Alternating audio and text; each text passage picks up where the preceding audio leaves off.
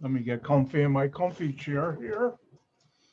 By the way, there's a place in Oak Brook that delivers that's reworked furniture, and you can't see it, but this is like an $800 office chair that I paid 350. Yes, it was used, but it's just like brand new, and it's nice. My old one, they no longer make the gas cartridge for that. Unfortunate. It's like 25 years old, and it finally died, the gas cartridge. I miss it, but this was a good replacement. All right, let's get going. Good afternoon, everybody. Welcome to another fun-filled, exciting afternoon of Chem 170 Organic Chemistry with your host, me, Dr. White. All right, couple things. First of all, you all should have gotten an email with the individual points for test two, and you also should have seen the email where I posted your test scores for test two in D2L. Now, I'm going to be going over that test today, but I will cut it out of the video. But if you missed today's lecture in person, come to my office hours and I'll be more than happy to answer any questions or show you any answers for test two. Now, I have some important announcements. One, if you need help, I will have my office hour tonight at 5. I'm going to be shifting my office hour, except for this Wednesday, from 5 to 6. That's why I say 6-ish. Ooh, hold on. I got to get a jaw realignment. But anyways, why am I saying that? Because if you need extra help, I'll stick around. I don't have a plane, train, or bus to catch, at least not today or this summer. And so I can help you out. That's the nice thing about doing Zoom. If I were at ECC, I'm done with my office hours. I want to get home. Well, I'm already home, as you can tell. All right. This Wednesday, due to some personal stuff I have to attend to, I won't be able to make my office hour at 5. But good news, I will have this Wednesday only, and I'll send out an email to this effect today or tomorrow. I will have my office hour on Wednesday from 8 until the last person leaves, hopefully by 9:15. But if you need help before test 3, stop by tonight or Wednesday, special one time only, 8 p.m. time. All right. Hold on one second.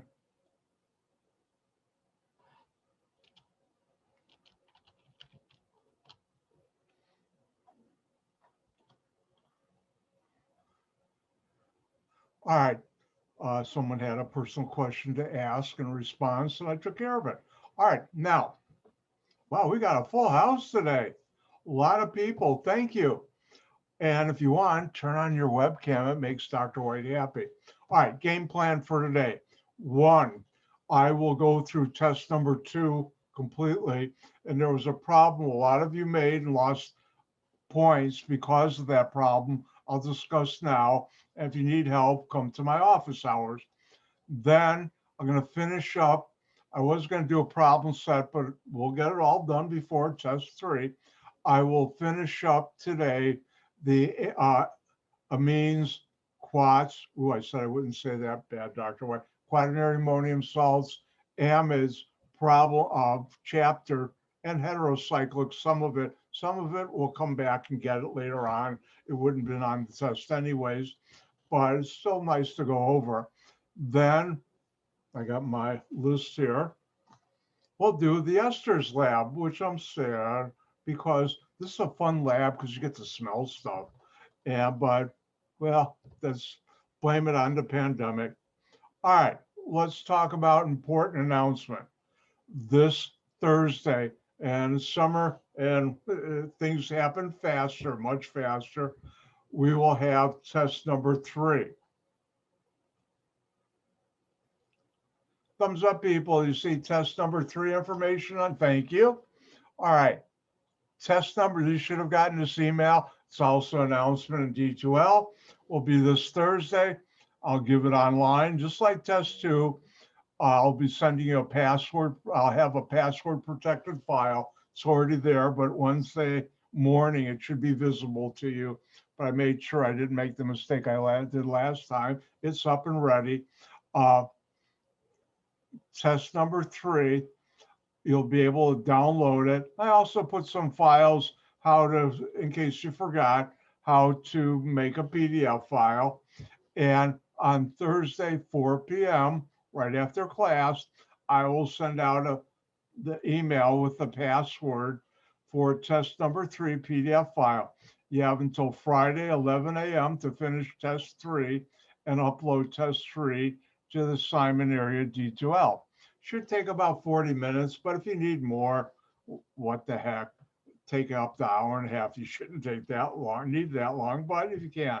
Now, test number 3 has 9 pages, 10 problems. Some of the problems have multiple parts. I have never yet given a multiple choice question in Chem 170, and I never will. It will cover carboxylic acids, esters, carboxylate anions, amines, amine salts, quaternary ammonium salts, amides, and heterocyclic compounds. That's a lot, but we're almost done with that.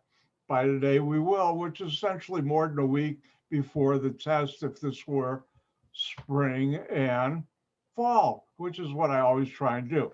Points breakdown: general knowledge 7, nomenclature 38, reactions 60, adds up to 105. There's 5 bonus points. And as always, the tests are not open notes. I will review the material tomorrow, give my world famous review for the next test, test number 3 tomorrow. We'll have our regular Zoom meeting on Thursday. All right, let me remind you, like test number 2, I'll have, I think 3 or 4, I can't remember exactly, synthesis problems out of the 60. Remember, general knowledge of things you should know. Nomenclature, there are 2 types of questions. Here's the structure, what's the IUPAC, or now common name, because I only asked you to learn the common names for amines and quaternary ammonium salts. And the other one is, here's the name or common name, draw the structure. And finally, reactions, the bulk of that will be give the product or products sort of following. And a couple of them will be, like I said, synthesis. 105, so there's 5, yes, 5 bonus points. You pick which 5 you want. And that will be this Thursday. And as always, even though it might be a little later, let's make it by 5 p.m. Sunday. I will have the test scores posted in D2L. I will also have the individual points emailed to you. Why later? Well, Friday, my best friend moved back from Indiana after all these decades to the Chicagoland area. And it's also his birthday. We've been friends since sophomore year high school, which is around 1965. Ooh, that long. And it's his birthday, and I'm going to spend it with him. So normally I'd be writing on Friday, but no, this time you're just going to have to wait a few more hours. Sorry about that, but this is important too. All right. Any questions so far? All right. Let's go through test number 2. If you have any questions about why you had things taken off, either email me or come to my office hours. Now is not the time. You can also ask me after class. Also, listen carefully. You should never be penalized for a mistake I make on grading your test. And I do. Last time I looked, I don't walk on water unless it's frozen. Even then, I stay off it. In other words, I am not perfect. I know that. But you should not be penalized. The common place I make mistakes is it's supposed to be a 4-point, and I only gave you 3. That's a mistake, and you shouldn't be penalized. The addition I do in a spreadsheet, that shouldn't be wrong, but I'd still check it. You never know. I haven't seen that happen, but there's always a first time. All right, let's get going.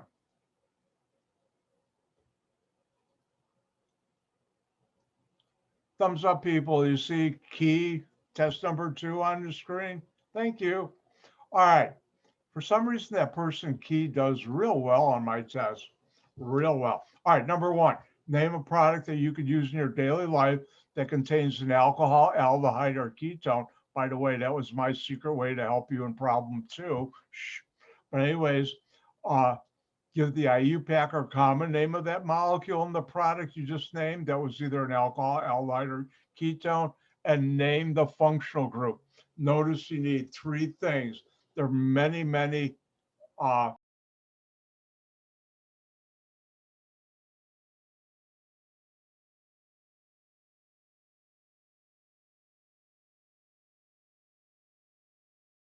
one of the questions I would have if I were in your shoes, and this is based on assumption everybody's handing in the labs, and I've caught up to date. I think I'm with the labs. You actually put in the D2L this week. If you emailed me any labs, I'm gonna catch up on that. Hand in your labs. Don't forget one's due today, and get them in because they're 10 plus 1, 11 points. No, I only have 10 fingers. No. Oh, wait, I got 600. No. Anyways, make sure you hand in the labs. Now, question is, what grade am I getting? And I had to put in midterm grades, ignore that. But still, where do you stand? Let's take a look. There are 2 ways of calculating that.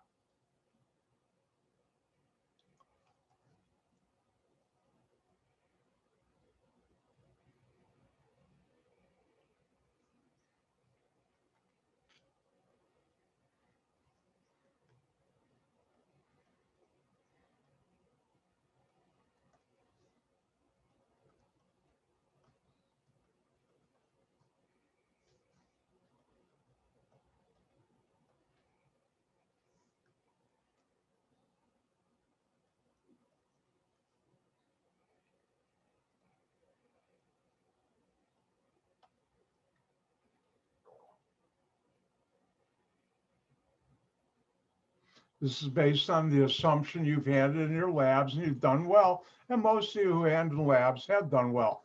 And if you look at method 1, remember, wow, that's weird. I wonder why it changes color on me. Method 1, take the higher your 2 test scores. Remember, I drop one at a test. If it's that one test is 90 and above, you're getting an A. 80, 89, B, 70, 79, C. And thank goodness nobody's below that. So I don't have to go any lower. Now, there's a method 2.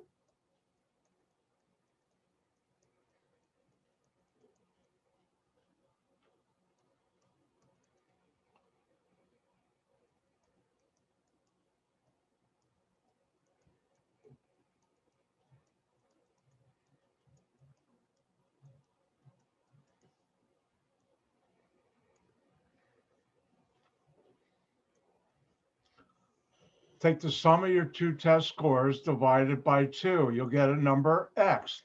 And if X falls in this range, 80 greater, equal to or greater than 90, you're getting an A, 80, 89, B, 70, 79, C.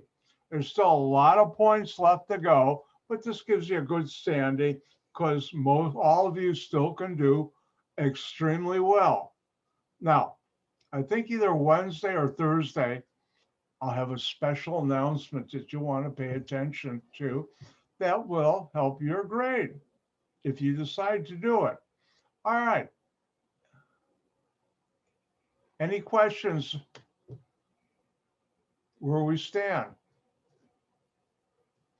Actually, I should go like that because the speakers are up there, or look at the chat pop up. Now, I can tell you the class did really well, even though it doesn't help you if you didn't make it, but still you have a good chance because this could be a drop test. The class average was about 90. I've had class averages where the class average has been 68, 74. You guys are on good track. So let's move on.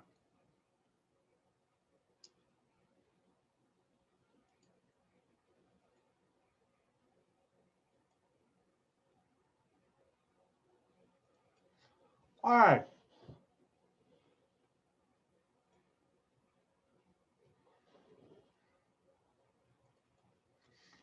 Everybody see tertiary amine with alkyl halide on your screen? Thank you.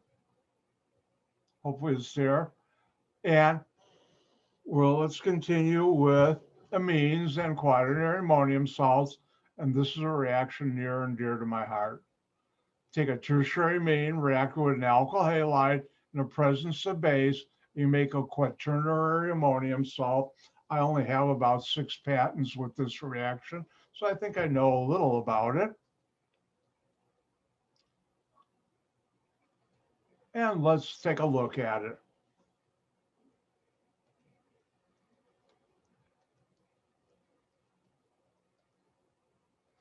Tertiary amine plus an alkyl halide in the presence of base.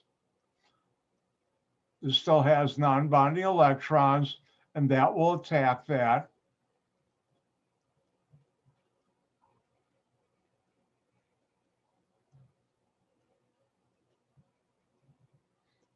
And form a quaternary ammonium salt like this. Now, you don't have to put the charges down. It doesn't matter which side our prime, our double prime, triple prime are.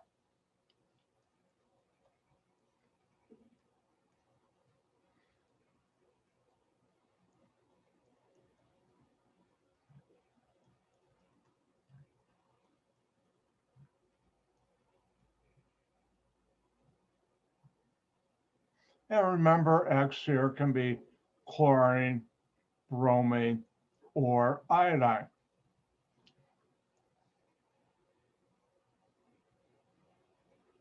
And the presence of base. Oh, one thing I neglected to say, tomorrow we'll do the esters problem set, and Wednesday we'll do this amines, amides, heterocyclic problem set. And what do we have here? A tertiary amine.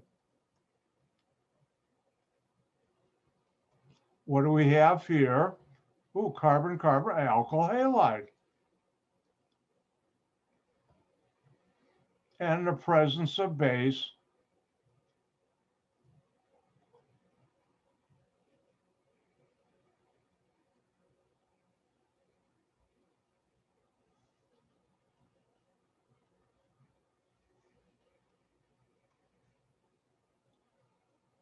You'll form a quaternary ammonium salt, which can be used as a fabric softener or antimicrobial compound.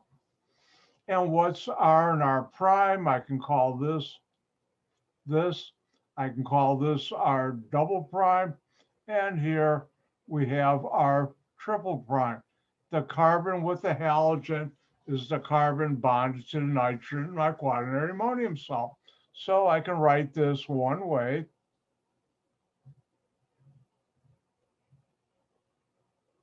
What's attached to that nitrogen is still there. And then our triple prime is then propyl.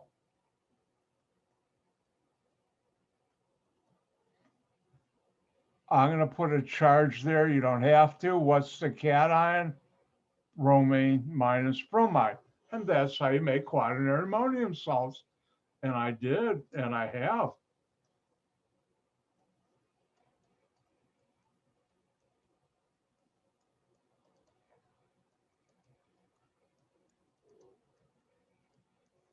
And I don't think I did this last week, but I'll still do it again. Your turn. R sub T means tallow. And 2 chapters, I'll teach you more about what is a tallow group. And this is a reaction very near and dear to my heart.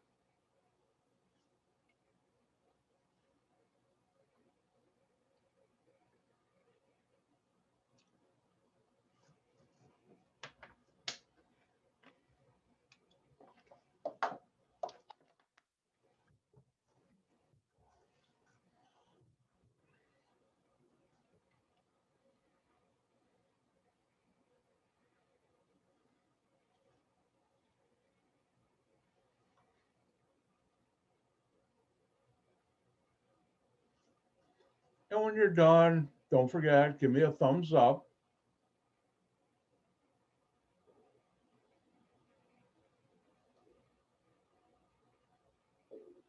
And remember, if you didn't do as good as you wanted on test 2, you can still get a good grade, but make sure you do the problem sets. Hopefully you have been keeping up for test 3 this Thursday.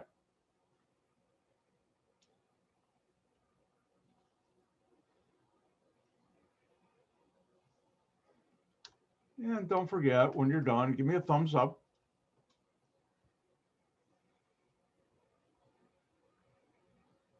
Or I can get high tech on you.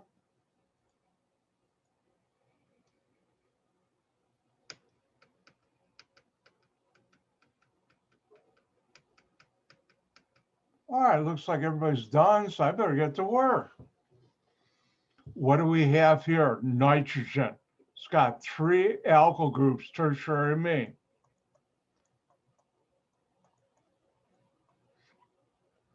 I can call this R and R prime. Don't forget that 2 there. And I can call this R double prime. What is, carbon with the alkyl halide. R triple prime. And what we have here is a tertiary amine plus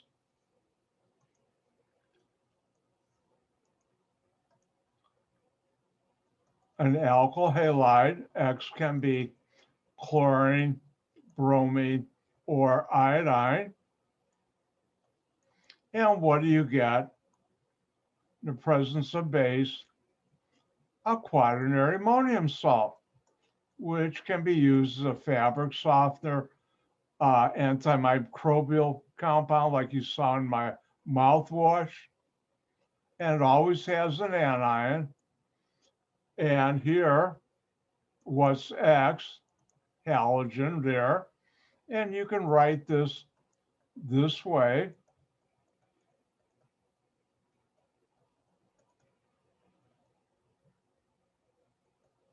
Or you could have written it this way. And there are other ways you could have written it also.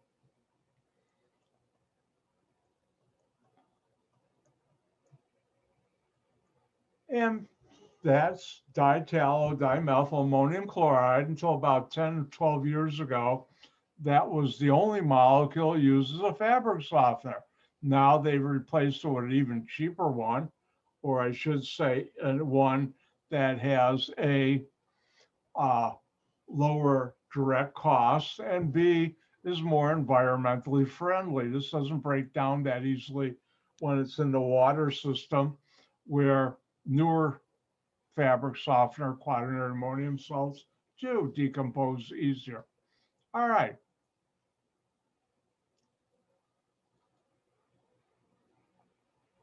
Let's talk about another way of making an amine, and that's if you take a nitrile. A nitrile is a carbon-nitrogen triple bond, which has 2 pi bonds and 1 sigma bond. And if I add catalyst, and I forgot here, because organic chemists usually don't, but for you I will, excess hydrogen, a catalyst. And the catalyst can be nickel, platinum, or palladium. You add 2 hydrogens to each atom of the triple bond, carbon-nitrogen triple bond, and you get a primary amine. This is one of the best ways of making a primary amine. Remember, I'll never ask you what a primary, secondary, tertiary is, but I do use that terminology.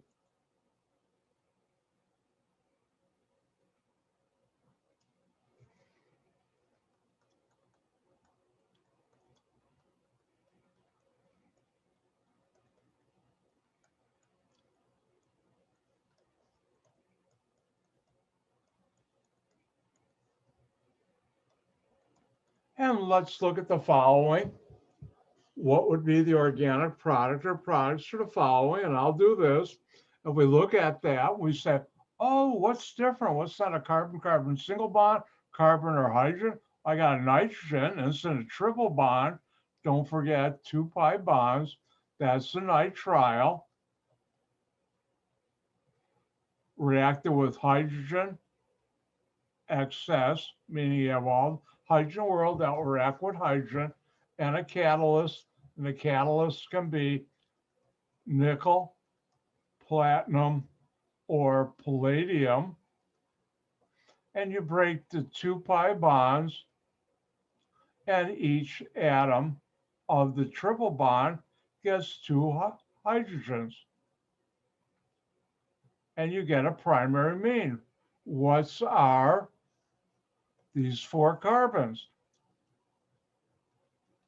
Then my nitrile carbon, my nitrogen, break the 2 pi bonds.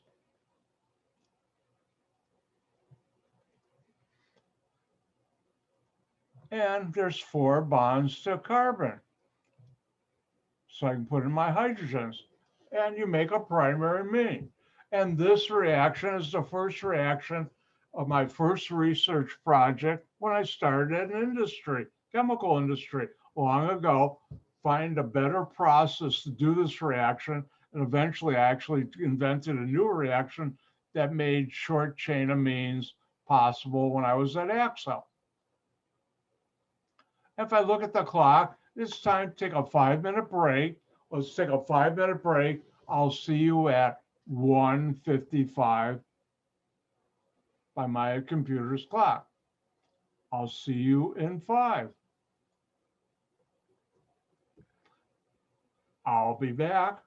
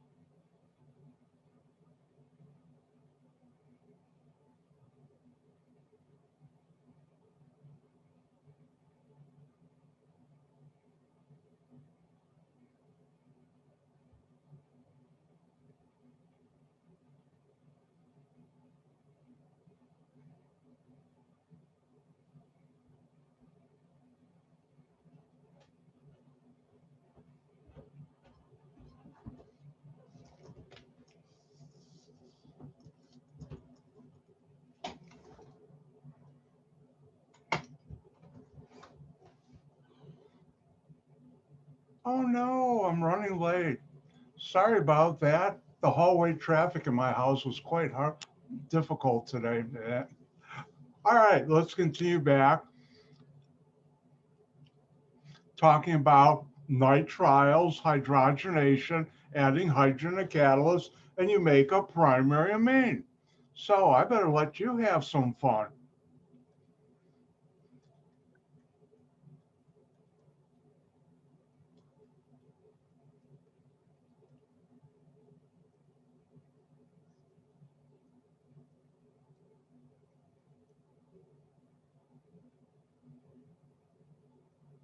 And there you go. Have some fun.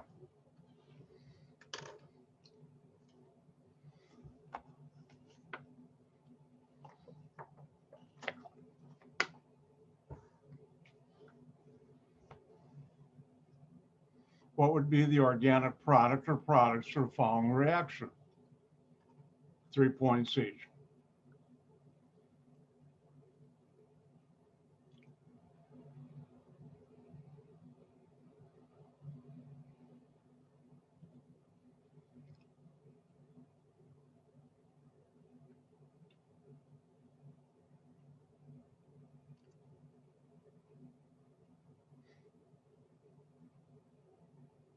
And we're going to go a little later today. When I say later, normally on lab days we've been getting out early, but I'll get you still out early, but a little longer than a normal lab day because I'm trying to catch up.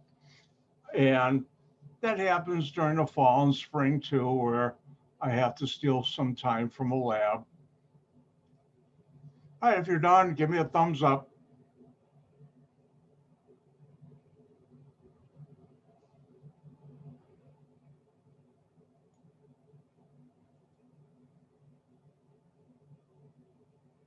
And I see somebody's giving me a thumbs up by chat message. That's cool. All right, let's get going. I think everybody's done. What's different? What's not a carbon-carbon single bond or carbon or a hydrogen? Ooh, nitrogen triple bonded to a carbon with carbons here, and we call that now a nitrile. And yes, there's IUPAC and common names for those, but I'm not going to go through that in this class because most of you probably won't see a nitrile. And what happens? Excess hydrogen, meaning you have all the hydrogen in the world, and a catalyst can be nickel, platinum, or palladium. And what happens? You break the 2 pi bonds, and each atom of the carbon nitrogen triple bond, you form a primary amine. Each gets 2 hydrogens. What's my R group? This. This carbon is this carbon, becomes this carbon, and it's bonded to nitrogen. Each one gets 2 hydrogens, and I get that. Oh, let's do one more. These are real fun. And also, don't forget this reaction, the company I used to work for, we would do that reaction to the tune of about 2 to 3 million pounds a week. Yes, a week. It was an important reaction because we made primary amines as an important product.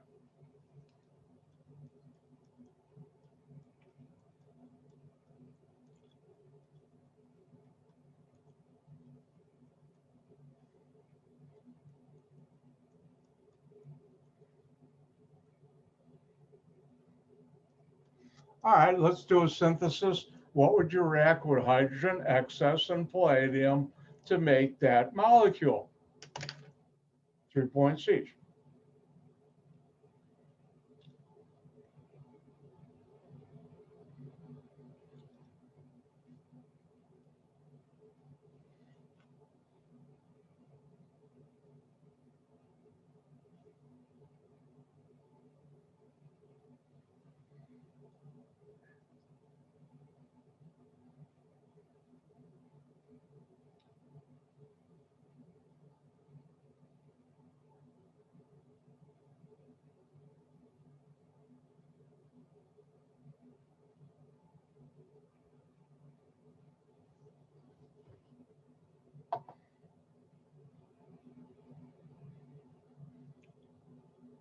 And for those of you who have whiteboards behind you, say hello to the chief from Dr. White. I don't even know if he knows I exist, but thank you to all the brave firemen and firewomen, both paramedics and everybody else who are there to keep us safe. Remind me when we get into fats and oils to tell about the time I had to call in a fire at a chemical plant to the Chicago Fire Department.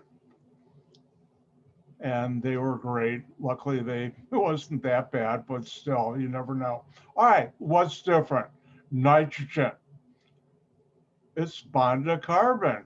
And what do we have here? And I'll write it this way. And I also could have written it this way.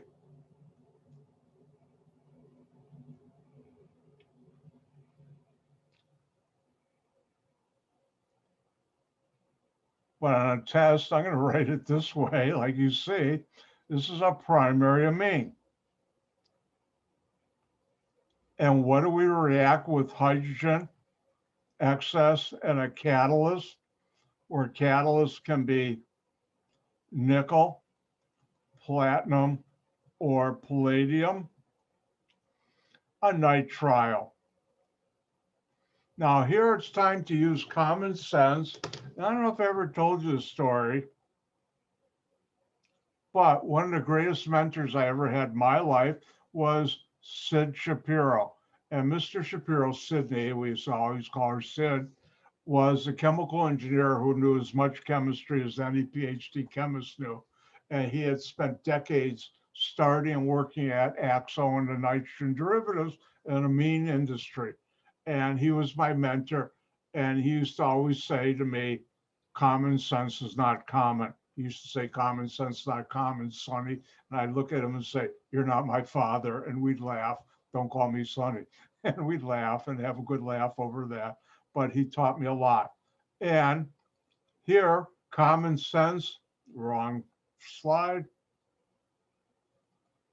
You look at this reaction right here. Am I adding carbons? No. So if I end up with 1, 2, 3, 4 carbons, I better start total 4 carbons. What's my R group? This. And then this carbon is triple bonded to the nitrogen right here in the nitrile.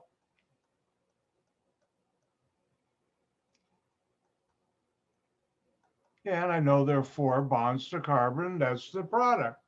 Now, remember, I wasn't adding carbon, so I ended with total of 4. How many did I start with? 1, 2, 3, 4. Don't forget, this is one of the carbons. And that's how you do nitriles. Like I said, this reaction here was the first reaction I ever worked on research in industry. And first I solved the problem. It was a process to this is very exothermic. And how do you do this when you have equipment that's not designed for that kind of exothermic reaction without killing everybody? And I came up with one solution, and I came up with an even better one, not using this nitrile, but something else. But anyways, let's move on. Now, amines are bases. What is in a base? It's a proton acceptor. And here, the most strong base is ammonia, NH3. You add it to water and you get a proton transfer and you get ammonium hydroxide. This is actually an equilibrium. That's why if you go to a supermarket and you buy a bottle of ammonia water, what you're really buying is ammonium hydroxide, but there's a small amount of equilibrium going back this way, and that's why it smells like ammonia, NH3. Now, amines are bases, and let me rewrite this.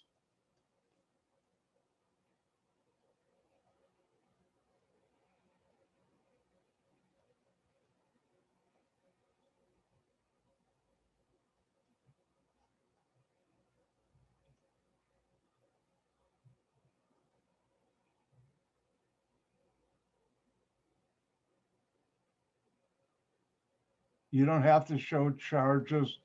I will.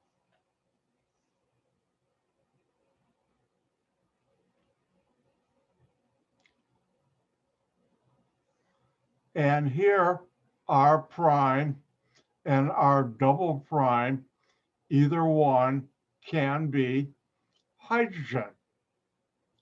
In this case, this is an example where two of them are.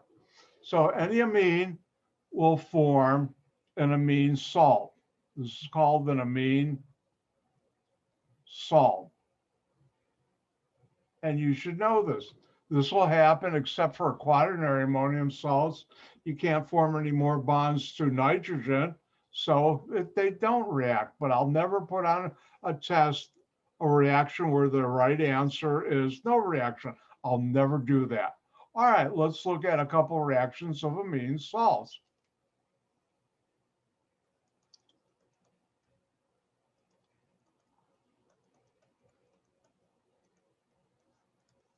We look at this, what do we have? That's, oh, nitrogen. And remember, this is an acid. Other acids do the same thing, but I'm going to stick to HX for this class.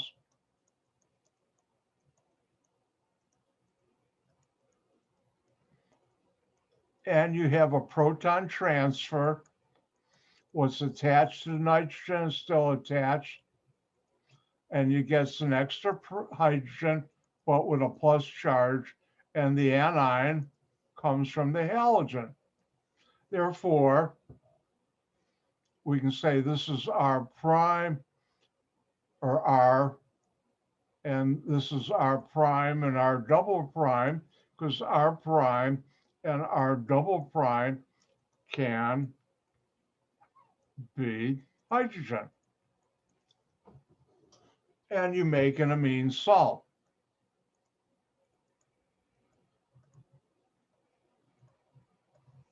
And therefore, what do you get?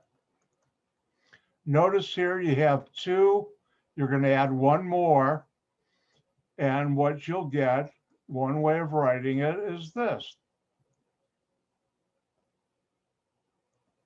Amine salt. Notice you have 4 bonds, 3 of them alkyl, or at least one alkyl, because otherwise, if they're all hydrogens, then that wouldn't be an organic molecule.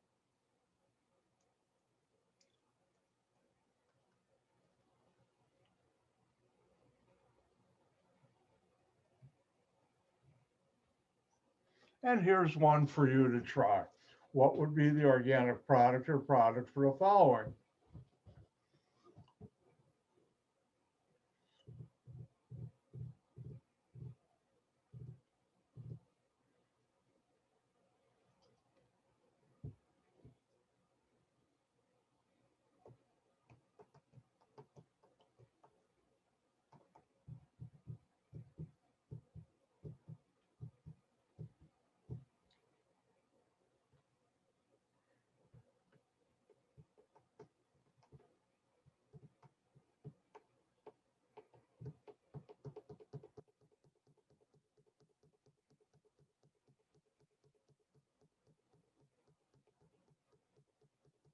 All right, I think everybody's done. What do we have? Ooh, a nitrogen. Look for what's different. And it's got 3 R groups on it. This is a tertiary amine. It could have been a primary amine. Remember, R prime and R double prime can either one or both can be hydrogen. In this case, they're not. This is R prime, and R double prime. And what do we have here? HX. X can be, in this case, chlorine, bromine, or iodine. And what do you get? You add a hydrogen, and it's got a charge, and then you have a counter anion from the halogen. And in this case,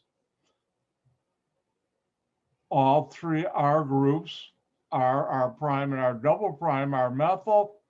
Put a hydrogen. You don't have to show charges, but I do. And that's how you do that. Now, these are amine salts. And when you put, and I'll teach you in not next chapter, but the one after, when you put a charge on a molecule, you make it more water soluble. We call that making it polar. And if you look at a lot of your over the counter drugs, they'll say, this is another way, which I don't like, of writing an amine salt. This has a charge to it. This is the same as writing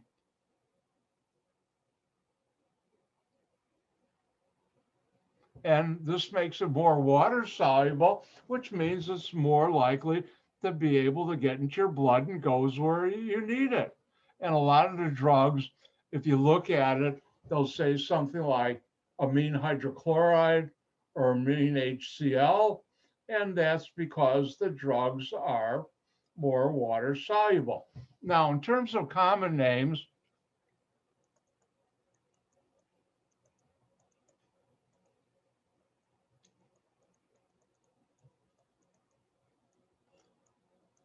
how to name this you should know.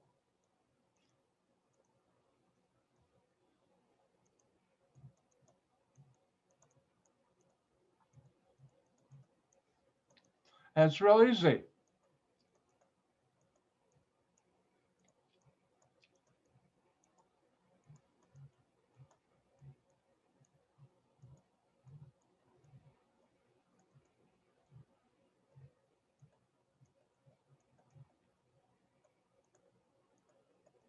You name it the same as quaternary ammonium salts.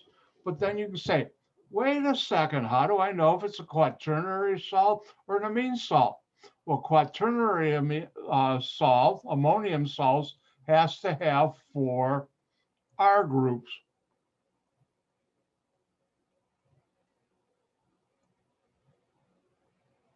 But an amine salt has 1, 2, or 3 R groups, never 4. Because it has 4, it's quaternary ammonium salt. So if we look at the following,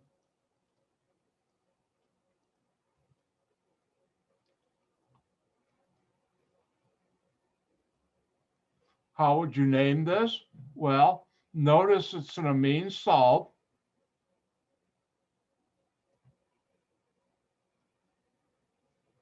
And it has 1 alkyl group and hydrogens. So this would be ethyl, ammonium, bromide. Remember, name the alkyl groups, then the words ammonium and halide. And that's how you do it.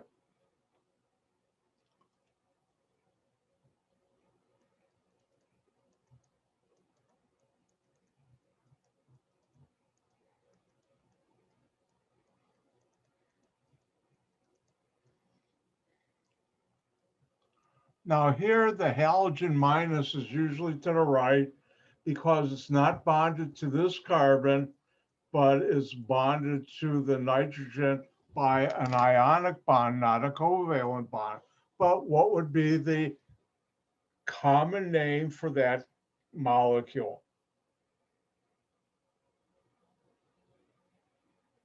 Name the alkyl groups, then add ammonium halide.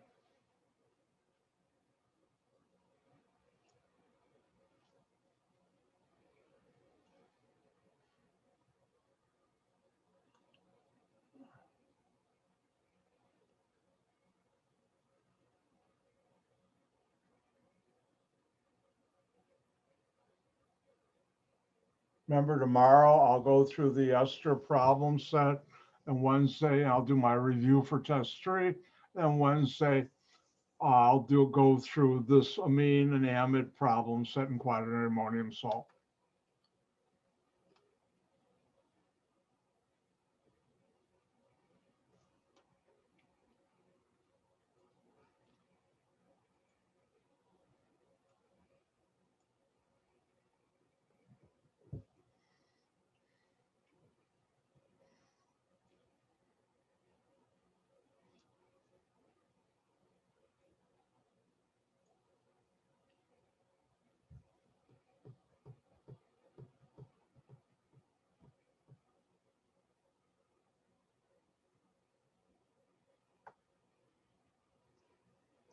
All right, looks like everybody's done, so I'm gonna get to work. What do we have here? Ooh, nitrogen with a halogen anion. And notice there's two alkyl groups and two hydrogen on that nitrogen. And one way of writing it is this, where R prime and R double prime can be hydrogen. In this case, one of them is. So how do you name it? It's an amine salt.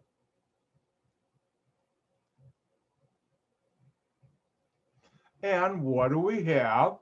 We have, and it doesn't matter which order, ethyl, methyl. You could have gone methyl ethyl, that would be right. Ammonium, this would be on one line if you were typing it. And then the anion is chloride. And that's how you do amine salts. Like I said, next time you have a chance, look at one of your over-the-counter products like cough medicine, or if you have, something to decongest you, and you'll see the main active ingredient is an amine salt that helps make it more water soluble in your blood. All right.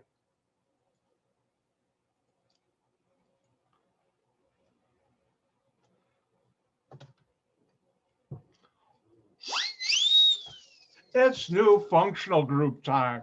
And that new functional group is a derivative of a carboxylic acid made from a carboxylic acid, where you replace the hydroxyl group with an amino group. And this is called an amide.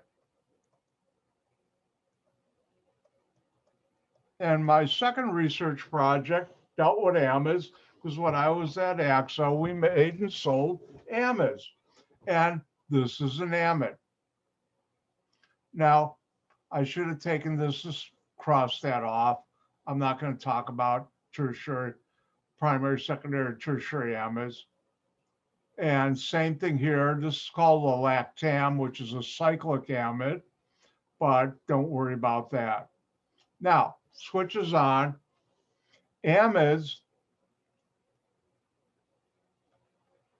have this structure, where in amides, R prime and R double prime can be hydrogen. Now, it turns out a special case when R is NH2 and R prime is H is this compound, which I could have drawn like this. My software didn't like to. Sometimes Dr. White gets lazy and doesn't want to fight his software, even though it's quite good. ChemDraw is real good.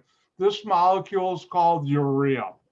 Now, it has a lot of the same chemical reactivity as other amides, and urea is a white solid at room temperature.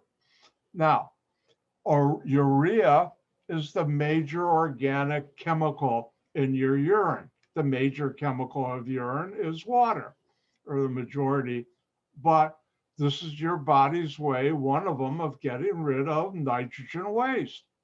And also it's used as a chemical to make certain polymers that I work with, and I have patent in this area, called urea formaldehyde polymers, and I'll talk about it more.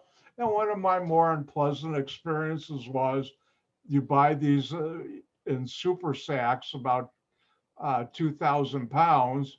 It's about a cube, 5 by 5 by 5 feet.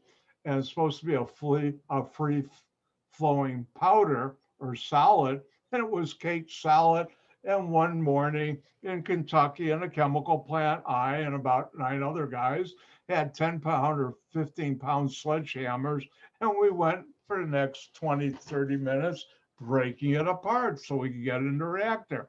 Good workout, but not a fun thing to do in the morning. But we did it because you had to do it. All right, now, switch is off for here, but How many of you like hot stuff like peppers?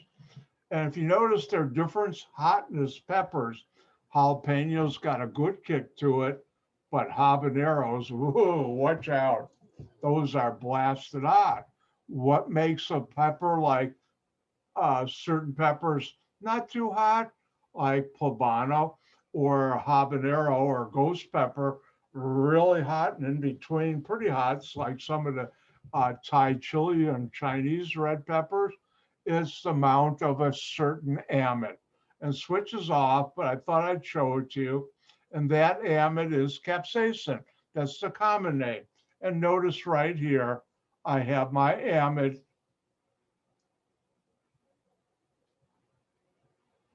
And it also has a benzene ring in it, an ether, and the benzene ring has hydroxyl group. So it's got a alcohol and it even has a double bond.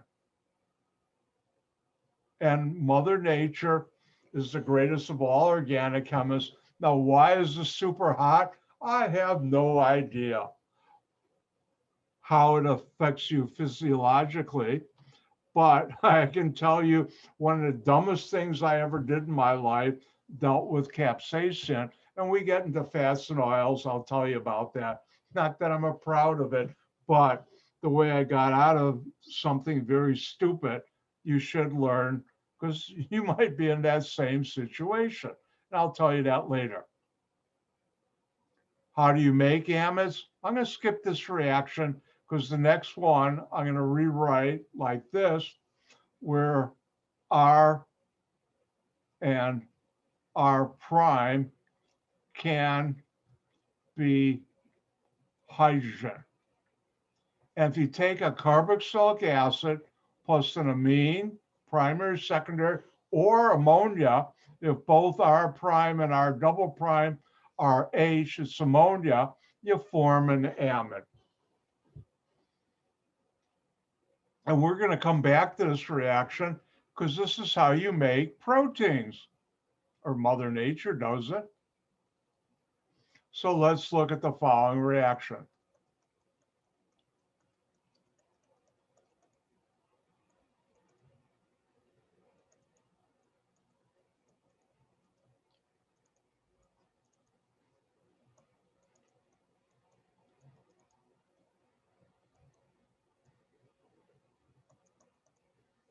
We have a carboxylic acid, either amine or ammonia, you get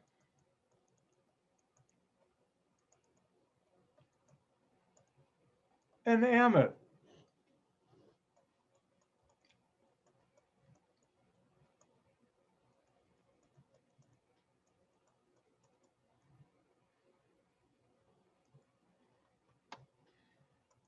If you look on the screen, you'll see what do I have here? A carboxylic acid. What do I have here? Ooh, carbon and nitrogen, but this is an amine, a primary amine, but it could have been ammonia or a secondary amine, not a tertiary amine, because that will not react, and I'll never put that. And remember, R prime and R double prime can be hydrogen. And what do we get? An amide. And the nitrogen and amide, like in an amine, has 3 bonds to it. Notice here.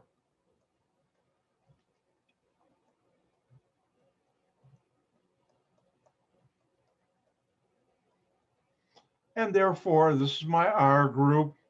This is R prime. And one of these hydrogens is R double prime. Keep your eye on the carbonyl carbon. I told you that carbonyl carbon is important. And what's R methyl? I have my nitrogen. What's R prime methyl? And what's R double prime hydrogen? And that's one way to write it. And that's how you make an amide.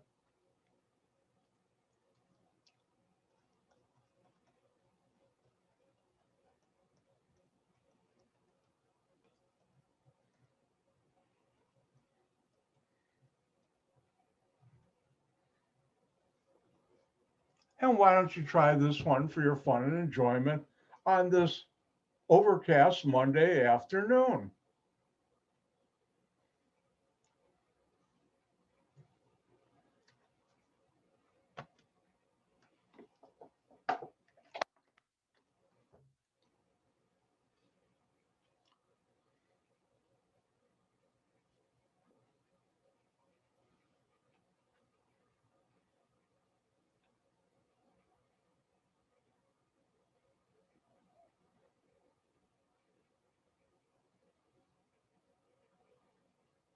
Now I'm speeding through this a little because I want to get through these couple reactions, but I will do more of them on Wednesday.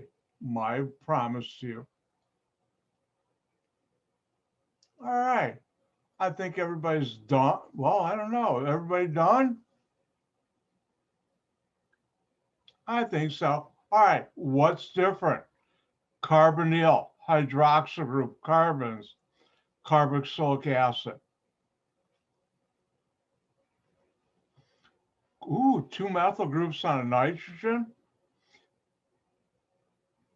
That's a secondary amine. But remember, R prime and R double prime can be hydrogen.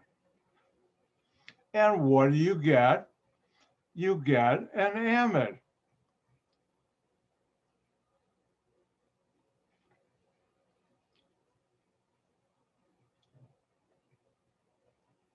And here, what's our ethyl? What's our prime and our double prime? Methyl. And the amide you would get, what's attached to the carbonyl carbon, the R group, keep your eye on that, is still attached to it. Then I'll have my nitrogen. And one way of writing it, my two methyl groups, would be that. And there you go. And that's how you make an amide. Oh, let's do one more.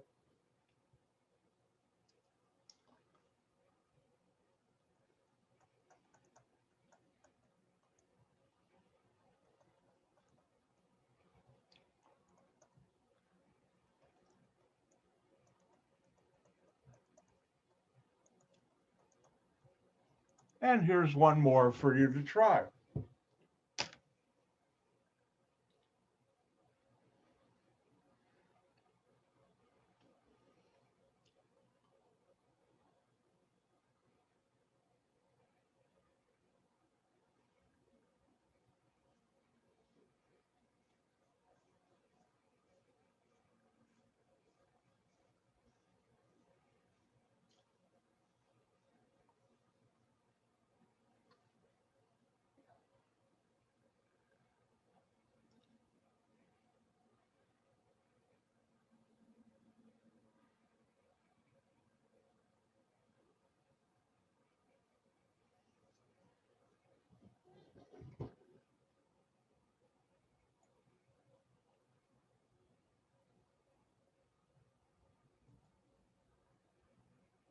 Well, I see the thumbs are coming out in force, so I better get to work. What's different here? Ooh, carbonyl with hydroxyl carbons, carboxylic acid. Ooh, nitrogen, but it's got three hydrogens, but I can write it this way, where R prime and R double prime can be hydrogen. In this case, they are.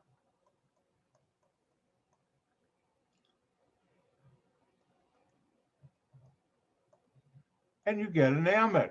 Now here again, R prime and R double prime are the hydrogen.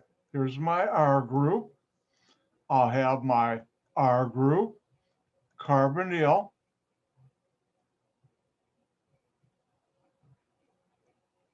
and then this will be bond to nitrogen. What's R prime and R double prime? Hydrogens. I know there's three bonds to nitrogen in an amide, and carbon has four bonds, and that's how you make amides. Let's do one more. I'll do that.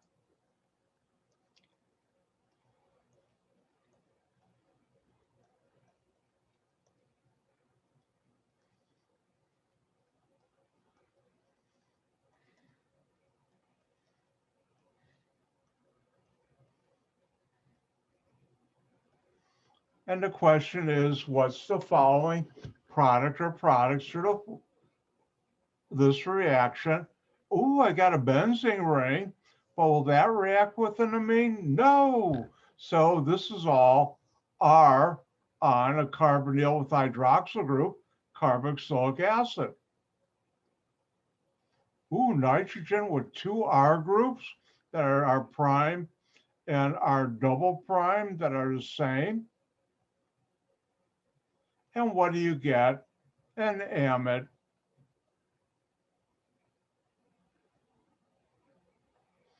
And these are our prime and our double prime. What's attached to carbonyl carbon R will still be attached. Notice this is a 1,3 or meta on a benzene ring. And then I'll have my nitrogen, and I have our prime and our double prime are both ethyl.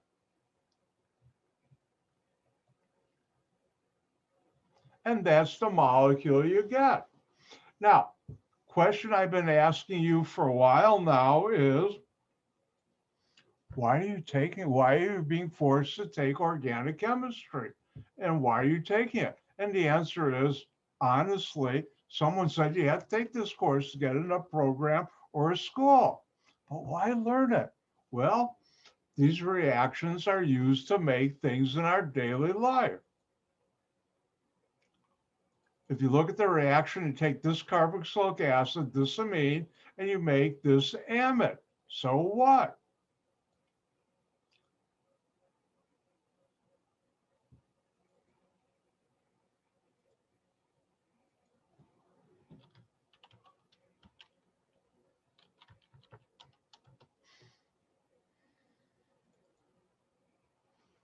Now, the name for that amide is NN-dimethyl metathylamide, and it has the acronym DEET.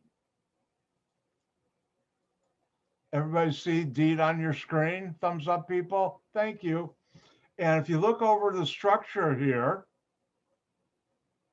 these two lines here are two methyl groups, carbonyl, this is an amide, benzene ring, and a methyl group here. DEET, the molecule you just made, is the major component, the actual component that keeps mosquitoes away from you, an insect repellent.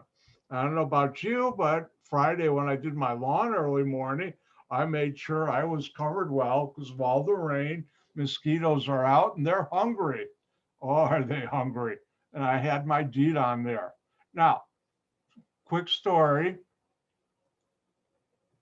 If you go to Walmart, you can go to the area where they have, by the camping equipment, all the different bug sprays. And you've got the name brand and their brand. And if you look at the label now, you know DEET is the active ingredient. The name brand only has about 2% DEET in it. The Walmart has 4%, a lot more. The name brand is about 3 ounces or 4 ounces, and the Walmart is about a third more. I think it's 6 ounces. So not only you get more, but it's higher concentration of the stuff you put on yourself. Notice I got the spray bottle type on yourself to keep mosquitoes away, and it's cheaper. So for me, it's a no-brainer because Dr. White knows how to read labels, and I'm an organic chemist. Now you do too, and you know what's the key thing in there.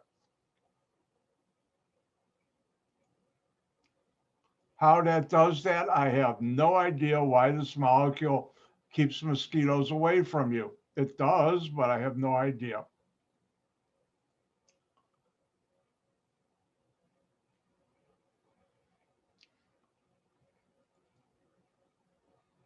Oh, my computer just burped on me.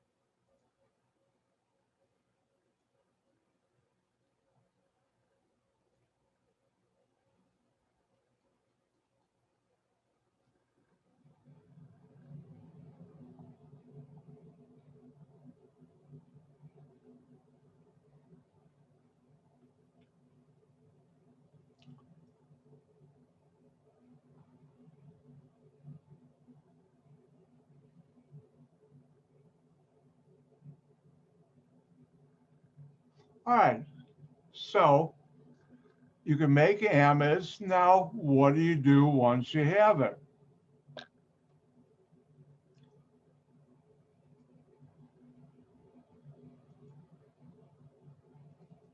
And the answer is react it with acid and water. And the acid we're going to do for this class is HCl. And bear with me. I know I'm rushing a little today. I apologize, but we'll cover this more on Wednesday. We'll do more examples.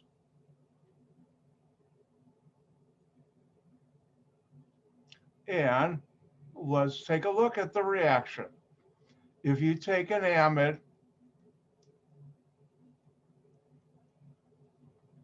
and react it with HCl and water, by the way, where can you find HCl and water real quick around here? Or where you are, in the room you're in your stomach. And this is how your body will, I'll teach you later, breaks down proteins. And what you get back is the carboxylic acid you would have used to make that amide, but the amine you get in the presence of acid, remember I just showed you this reaction.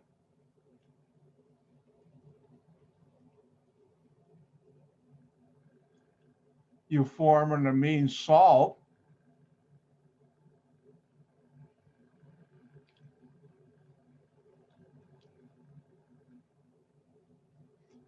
In the case of HCl.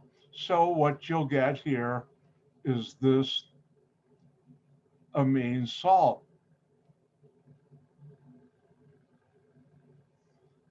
And that's how your body breaks down protein.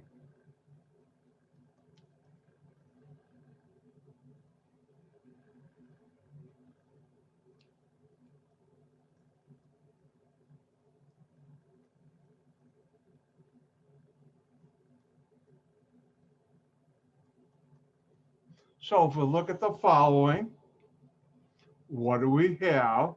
What's different? Ooh, carbonyl. Look for oxygen, nitrogen to that same carbonyl. On this carbon, I have carbons. On the nitrogen, I have carbons.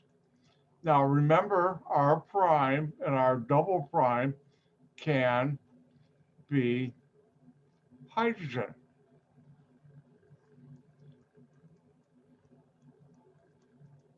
And therefore, what do we get back?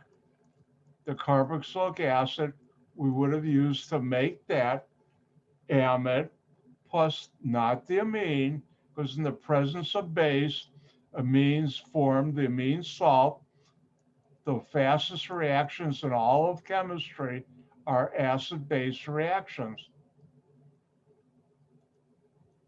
So if I come here, I can call that R.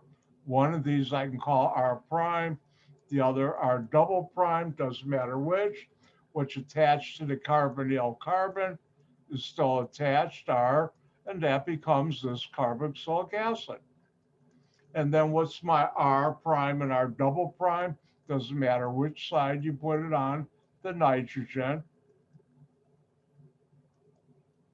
Then hydrogens, and I'll put down here my chloride. This one, the placement doesn't. Now, apologize for rushing. Let's take a 5-minute break. I got this one more reaction. We'll do the lab, and you'll be out of here before midnight.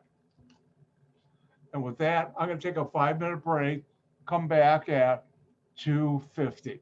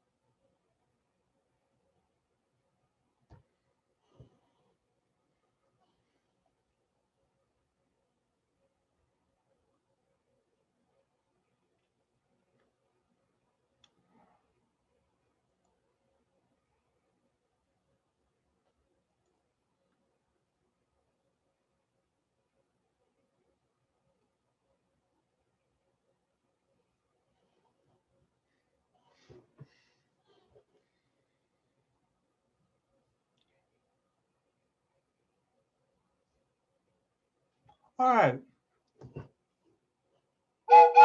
let's get started. Again, I apologize for moving along, but I wanted to get stuff done well in advance so you would have time to work on the problem set and do good on test number 3. And we're catching up. And let's continue where we left off. Now, I talked about acid hydrolysis of an amide. And it's time for me to give you one to work on.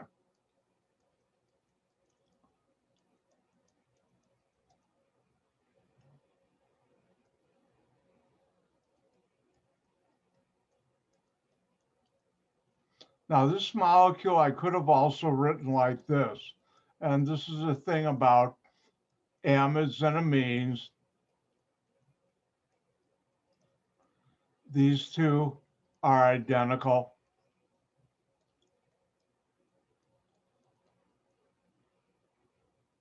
And your turn. What would be the organic product or product for the following?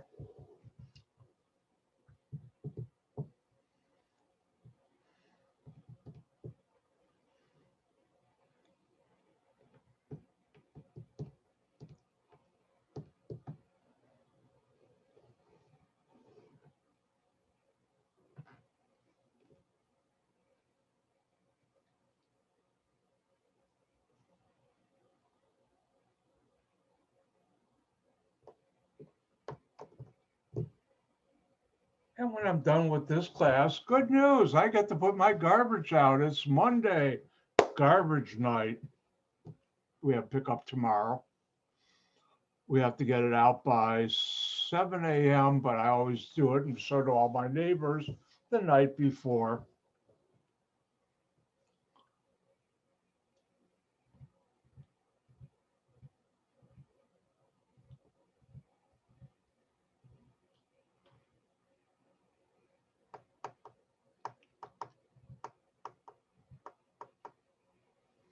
All right, I think everybody's done. Let's take a look. Oh, wait. Everybody done? Give me a thumbs up. I think we're all done. All right, what's different? Well, I got a benzene ring, but will that react with HCl and water? No. That's the beauty of functional group analysis or functional group chemistry and organic chemistry. If you got a functional group that won't react with a reagent, guess what? It doesn't react with that reagent. But I do have what's different here. It's an amide. And let me make a little room down here.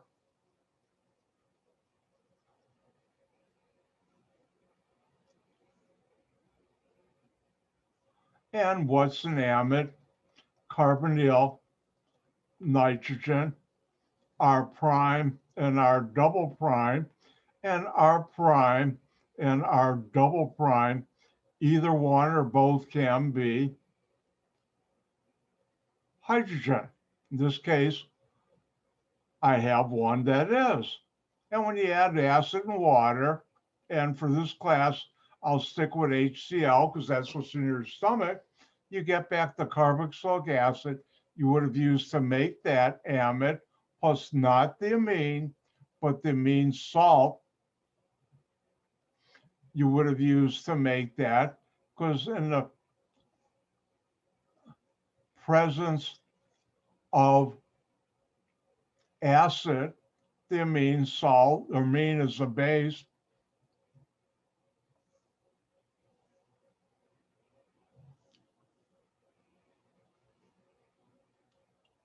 and you get, well, in this case, it's not X minus,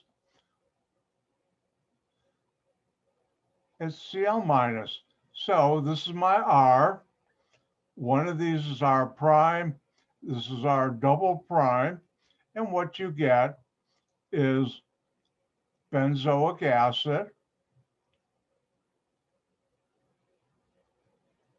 and my R group, R prime, one is hydrogen,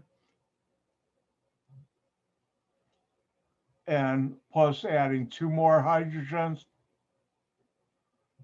chlorine minus. Now this molecule, You could have also written this way. And which way is correct? They both are.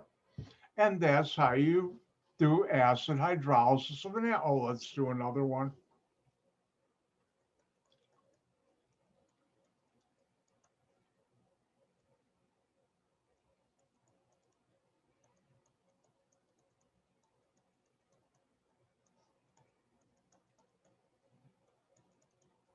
And let's do that one.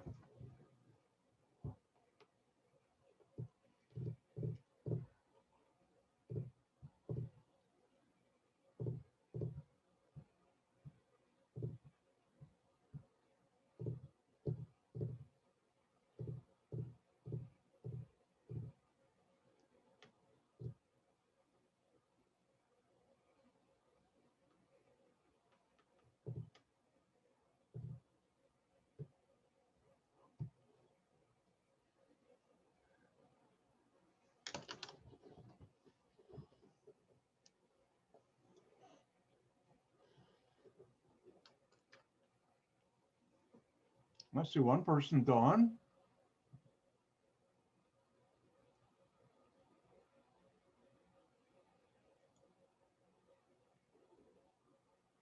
Let's see more.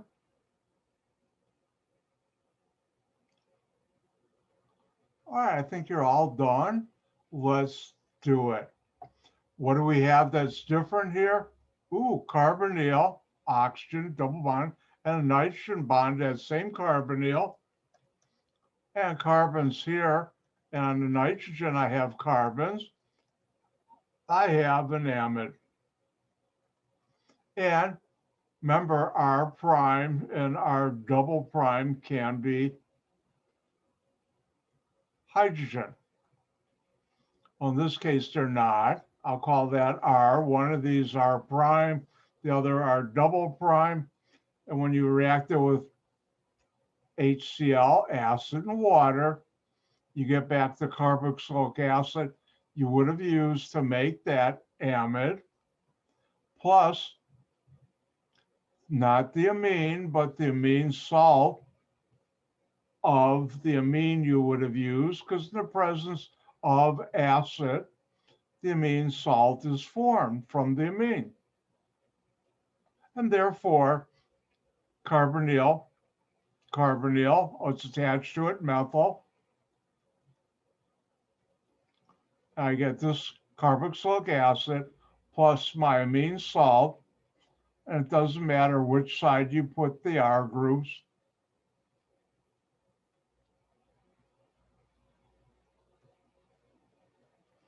And I'm running out of room here, so I'll put it up here, and that's the products you get.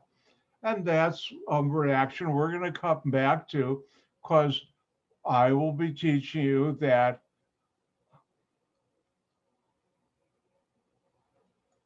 later on this semester. How many of you have heard of a peptide bond?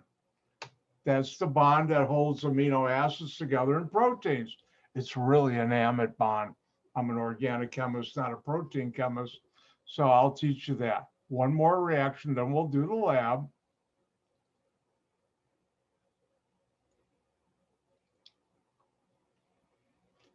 Base hydrolysis of an amide.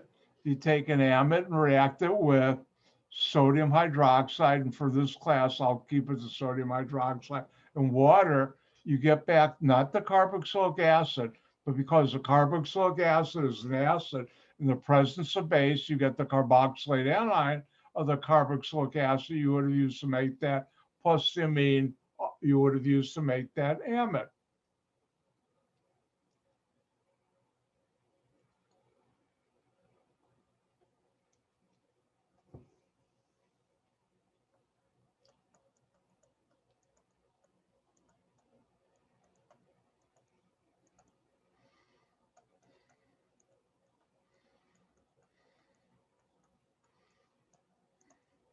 Remember, you don't get the carboxylic acid in the presence of base.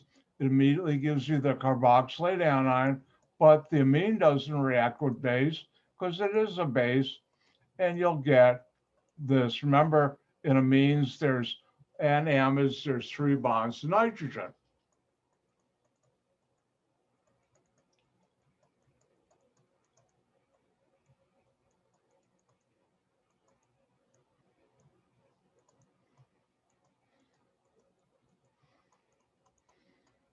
And if we look at the following reaction, what do we have? Ooh, carbonyl with a nitrogen. Remember the oxygen, nitrogen, look for what's different, what's not carbon, what's not hydrogen. Should get your attention like that. And what do we have? An amide. Oops. Oops. Remember, R prime and R double prime can be hydrogen.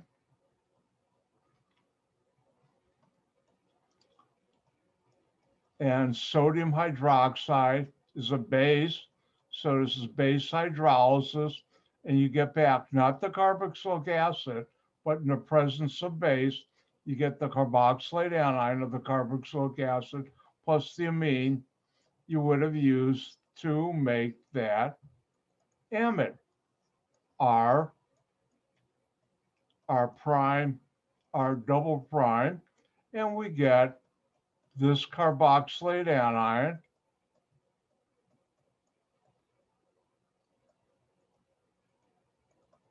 plus this amine. Both R groups are methyl, and I can write it that way. And that's how you do it.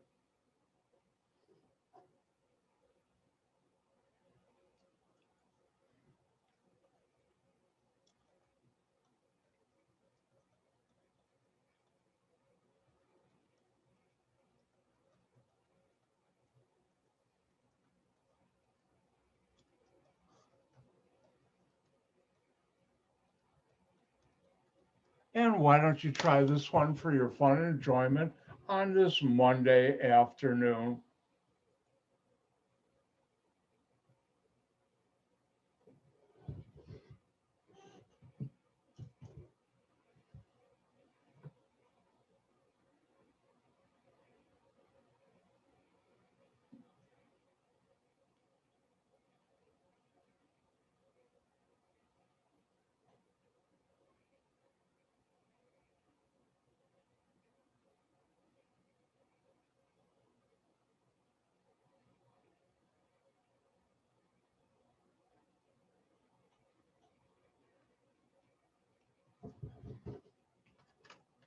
I see the thumbs coming up.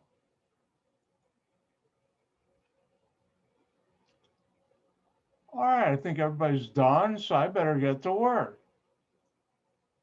All right, what do we have that's different here? Oh, a benzene ring, but a benzene ring isn't going to react with sodium hydroxide and water, but it's attached to a carbonyl with a nitrogen.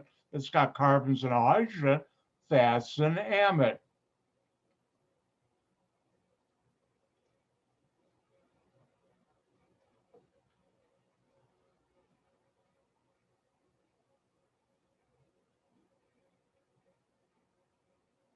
And remember, R prime and R double prime, one or both, can be hydrogens. In the presence of base and water, you get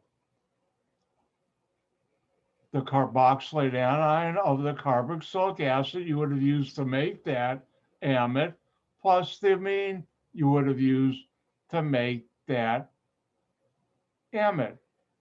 And here, what's our benzene ring? What's our prime and propyl? What's our double prime? Hydrogen. So I will get sodium benzoate plus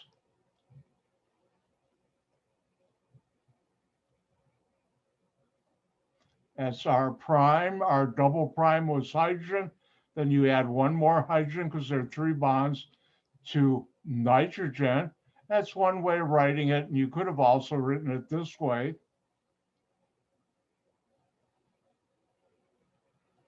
Notice I have 2 nitrogens hydrogens on nitrogen. I could have written it that way. And that's how you do it. I have an important announcement to make. Can I have everybody's attention? As of now, I have covered all the general reactions I will be teaching you this semester. Later in the semester, I'm going to do a slight wrinkle on one of the general reactions, but essentially from here on out, we're going to take the general reactions you already know and take them out into the real world and have some good time with it. And I'm going to be taking you to places where it'll be a lot of fun, because now you've got a good foundation of organic chemistry and we're going to use it. All right, any questions? I'm going to finish up heterocyclic tomorrow. There's just a couple more minutes of that, and we'll do tomorrow the carboxylic acid ester problem set.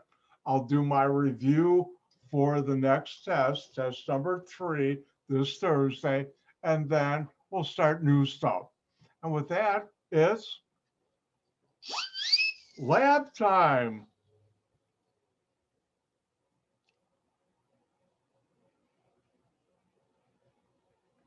And I've got to open the lab.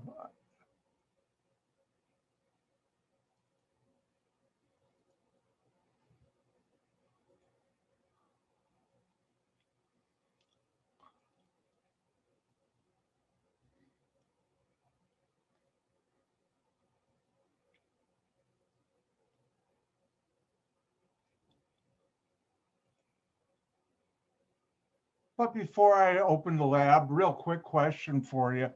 Did anybody happen to open up the refrigerator and see a bottle of ketchup or mustard or that glow in the dark green relish we love in Chicagoland, or pickles, and think that contains vinegar, which contains acetic acid, which is a carboxylic acid?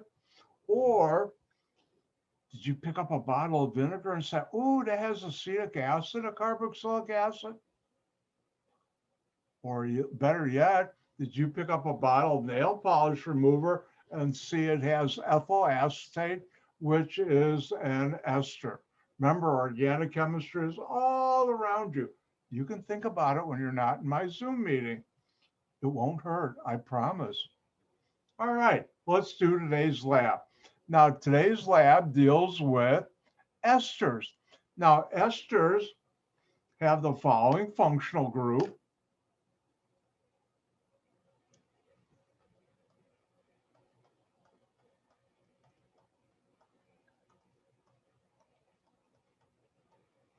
And esters are responsible for the odor and taste of many vegetables, fruits, and also the odor of flowers and perfume.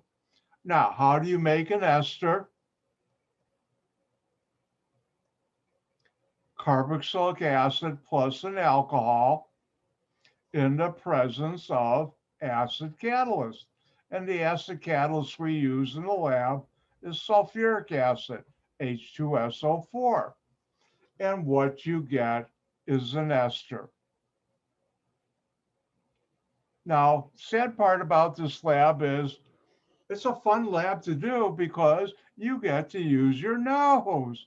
And what you would be doing is making different esters and smelling it. And let's go take a look at that lab. And like I said, esters are an important part of nature. The odors of fruits and flowers and also vegetables, they can be used to make polymers. And we're going to talk about a derivative of an ester. We're also talking about carboxylate anions that are used in important products. I'm going to get into some stuff today you wouldn't believe I could get into. Now, since if we were in the lab, I'd say be careful. Sulfuric acid reacts strongly with your skin. By your way, your skin's an amide, and you just saw what water and acid does, breaks down amides. This breaks down your skin. All right, now in part 1A, we're going to do 2 esters. In 2 test tubes, you're going to put 1 milliliter of glacial acetic acid. Now, the word glacial means 100%. Your vinegar is only 4%. This stuff, you smell it, can knock you right off your feet because it's that strong of an odor. And then one test tube, the alcohol you'll put is ethanol. And the other test tube, you'll have the glacial acetic acid, and you'll put 3-methyl-1-butanol, common name isoamyl alcohol. You'll mix them, and then you'll add 1 milliliter dropwise of sulfuric acid to each test tube, and you'll put it in warm water for 10 minutes. Then each reaction mixture you'll pour into a beaker with a little ice, stir it, and smell it. And you smell that. And I'll go through, if you do this, I'm asking you to draw the structure, acetic acid, you should know the structure, ethanol, and what ester do you get. Now that smells like nail polish remover because you've just made ethyl acetate. Now the other one, and this is always amazing to see students' faces, they smell it, they smell, I can't make it. And then some of them will say, that tastes like Taffy Laffy. I think it's called her Laffy Taffy banana. It's actually banana. And why does it smell so strong? Not like a regular banana? Because when you're smelling a regular banana, notice I'm doing the beaker proper way of smelling chemicals, you're only getting a small amount of that ester, isoamyl acetate into your nose. Well, when you make it in the lab, you're getting a ton of it in there. So it smells a little different, but after a while, oh yeah, banana. Now, when students make this, I go around and tell each of the groups, you smell it, and they do, and I say, now you understand what they mean by artificial flavors. They make esters. They don't just, if they want a banana flavor, go out and get bananas and squeeze them and put them in. Sometimes they do, but most of the things like cereal and other things, you see artificial flavors, they're esters they made in a chemical plant by Fischer esterification, carboxylic acid, alcohol, acid catalyst, and then they purify it because you don't want any sulfuric acid in your mouth. Trust me, you'll be either A, dead, or B, in the hospital in serious condition, neither of which I ever want to see anybody have that happen to them, or you don't want that happen to you. All right, let's go back to the lab. We make another ester. This is salicylic acid with methanol and acid. And the ester you get, and I always want a few words in all of organic chemistry, I butcher, methyl salicylate. I thought it came out almost right.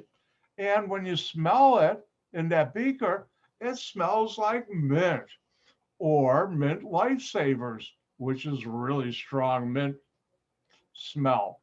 And that's that ester. And finally, you do acetic acid again and add in 1-octanol, and smells fruity like an orange. And this is one of the esters, a key one, that gives orange its taste and smell. And that's that part. Now, next part, we're going to talk about sodium, polysodium acrylate, also known as superabsorbent polymer. And this is the first time I did this lab right before. I asked the lab manager, could you go out and get me a packet of superabsorbent diapers? He looked at me and said, what do you need diapers for? The lab. And then I explained to him, oh, okay. And he did. And I'd be holding up a diaper right now. I don't have any in my house because I don't have any children in my house that need diapers or any children. Right now, I am single. But anyways, what is this? And I'm going to talk about something, not only diapers, but feminine hygiene products. How many of you have seen either diapers or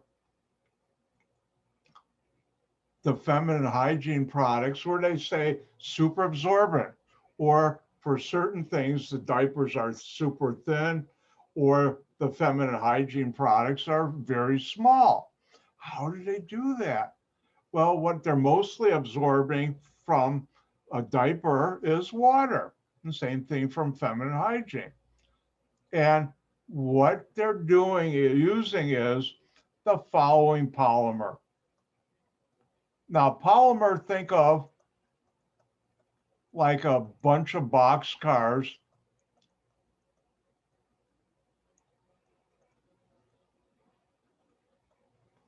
where this is the repeating boxcar, CH2CH, and then this carboxylate anion. And this is called SAP in general, superabsorbent polymer. And this is polysodium acrylate. Acrylic acid is used to make this.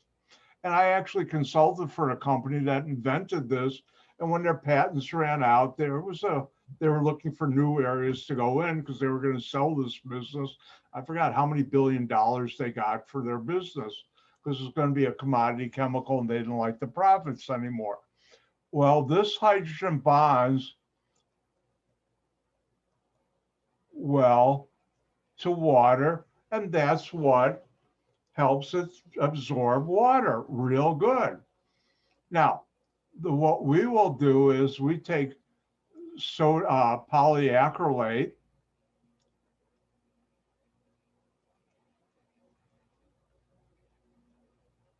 and you learn this chemistry. By the way, N here is on the order of 1 million. So there are a lot of these. If you react this with sodium hydroxide and water, you'll get the polymer that will hydrogen bond to water. And now if I take this and react it with acid and water, I'll put back the proton here. This is acid-base reaction either way. This hydrogen bonds well because it's ionic. It's got a negative charge on that oxygen. This not too well. Or I guess good at. And it's a fun experiment to do. You ever get your hands on sodium polyacrylate, you can do this and see what happens. And what I do is when I'm in the lab or when we're in the lab, I actually take a diaper, cut it open, and you see sort of like a padding and you say, oh, it's cotton. So you go like this and you see all the small particles come down, and that's the superabsorbent polymer. That's why they can make them so thin, because this stuff absorbs a lot of water for a small amount. And what you would be doing in the lab is weigh out about 10 grams of sodium polyacetate and place it in a beaker of water, add the same thing in a second beaker. The first one, add DI water. DI water is deionized water. Record your observations. I've done that for you. In the second one, after you've added the water, add 1 molar HCl until the pH is lower than 5, I mean. That makes it acidic, and you can use pH paper.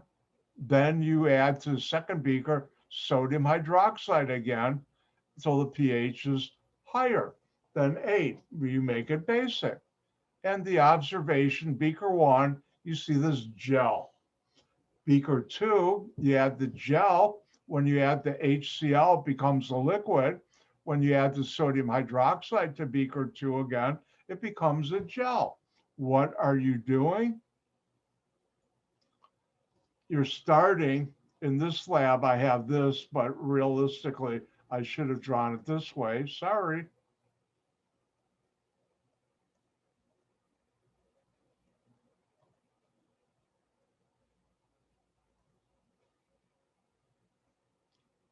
When you add the HCl solution, this is a conjugate base, add acid, you're going to protonate it, put a hydrogen on there.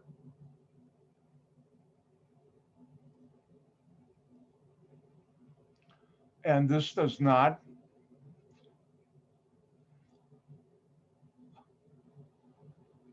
for H bonding, which is why it gets liquid again. And then second step, when you add the sodium hydroxide and water, you take this off and go back to here.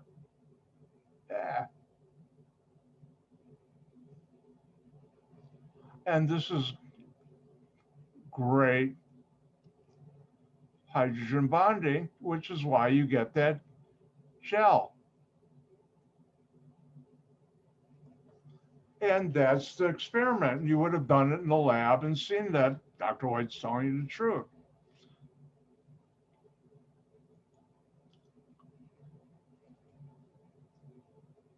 And then I have a bunch of questions here.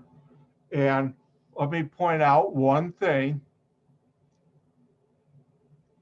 Notice in 5 and 6, you could use this carboxylate anion.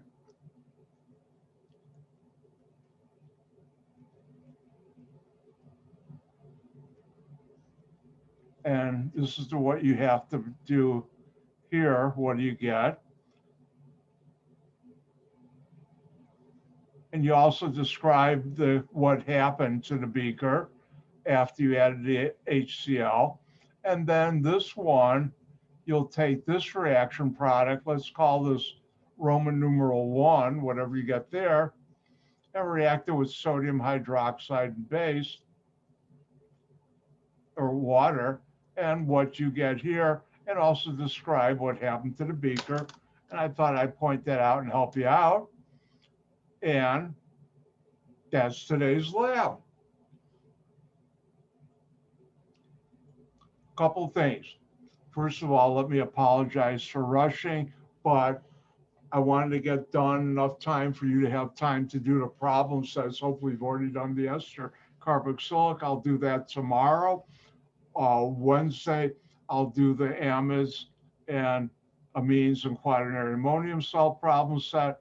I'll do a little heterocyclic. There's only one thing you have to know for that. Actually, two things that are quick like that.